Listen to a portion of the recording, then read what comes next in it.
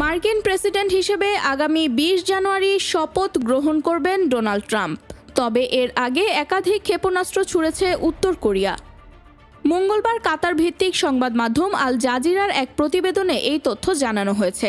দক্ষিণ কোরিয়ার সামরিক বাহিনীর রিপোর্টে বলা হয়েছে, উত্তর কোরিয়া দেশের পূর্ব উপকূল থেকে সমুদ্রের দিকে একাধিক স্বল্প পাল্লার ব্যালিস্টিক ক্ষেপণাস্ত্র উৎক্ষেপণ করেছে।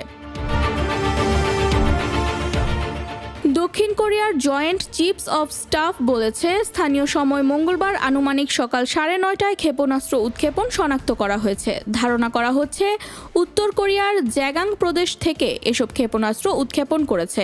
দেশটির সামরিক বাহিনী বলেছে, এসব ক্ষেপণাস্ত্র 250 কিলোমিটার পর্যন্ত উড়েছে। উত্তর কোরিয়া আরও ক্ষেপণাস্ত্র উৎক্ষেপণ করার প্রস্তুতি নিচ্ছে। উত্তর কোরিয়ার এসব কার্যক্রম শক্তভাবে পর্যবেক্ষণ করা হচ্ছে। সেই সঙ্গে সকল তথ্য যুক্তরাষ্ট্র এবং জাপানের সঙ্গে শেয়ার করা হচ্ছে।